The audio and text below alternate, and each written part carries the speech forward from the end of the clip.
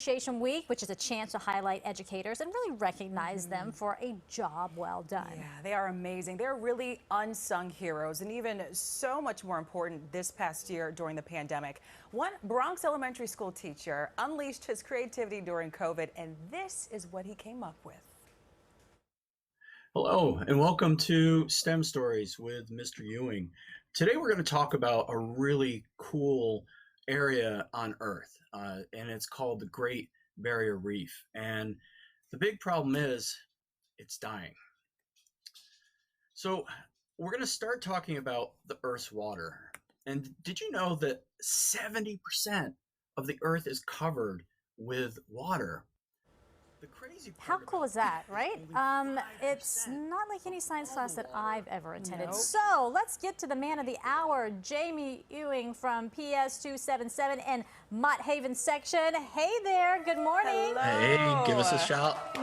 How you doing? Amazing work. Watching that was definitely, I would have been tuned in class and not write notes and all those other things that I did. So last time we spoke to you, it was back in September when you were among the first round of teachers to be back in the classroom after the pandemic hit.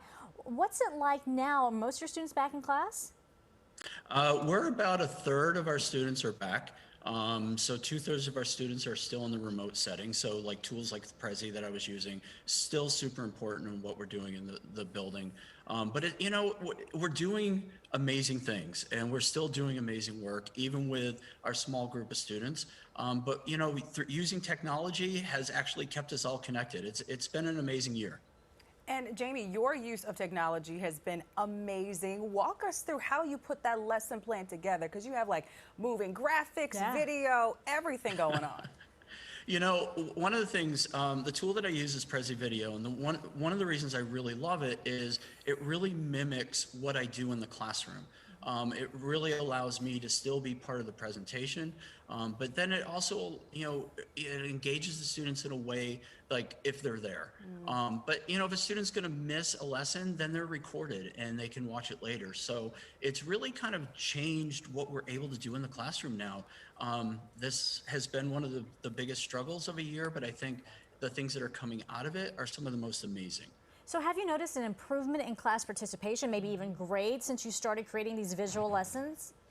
Now that we're integrating a lot of these different tools that we haven't really been able to in the past, students are really engaging in a level that they never have before because this is their platform.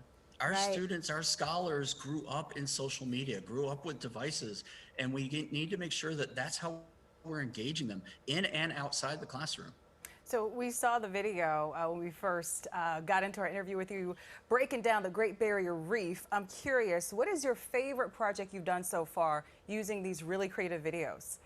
I think using them as a launch has been really great. But one thing that's coming out of it, we have a project that's going to launch in about 2 weeks. It's our poetry unit, but we use social causes, global causes, and students explaining why they matter in the world. And those poems are going to be projected all across the Bronx on the Link NYC billboards. Oh, So wow. without technology, we wouldn't be able to do all this, but more importantly, our scholars wouldn't be able to do all this. That is very cool. And during the pandemic, you also taught straight through summer school. Are you planning to do the same this summer? Are you taking any kind of a break? I don't really relax very well, but I have promised my husband I will take the summer off. Okay. Speaking of teachers being unsung, you are getting your flowers, Jamie. We heard you were up for a National Top Teacher Award. How did that come about? I was nominated for that award through some friends and family and former students. So I was one of the top 10 finalists for that award. So I didn't make it into the finals, but you know what? It's amazing to be nominated and to be recognized for, all the hard work that all educators are doing right now. Well, you are a winner in our eyes, and you also have an award-winning mustache. Is there some And science to hair, that? the whole thing. It takes a lot of patience and wax. Oh, is that what it is? The worst part about it is my students, the scholars know me for my mustache and they don't get to see it this year.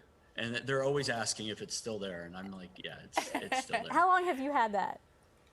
Well, the one great thing that came out of COVID is I was able to not touch it for almost a year, so I was able to get it perfect. Oh, But wow. it's been a couple years. Looks But- amazing. And the crazy thing is, I started growing the handlebar mustache the exact same time my father did, and Oh. had no idea that he had one.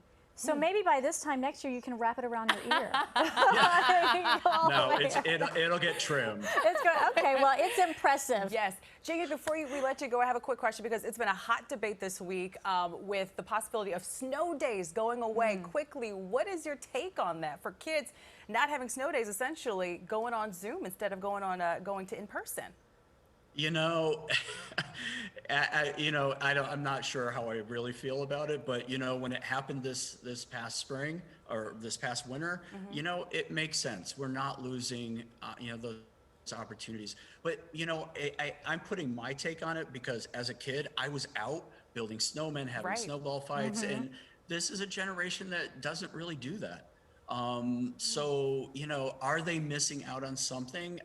Maybe, but they are already missing out on it. So That's an interesting point. Yeah, with the technology Right. and all their phones and Yeah. iPads and games and stuff. You're right.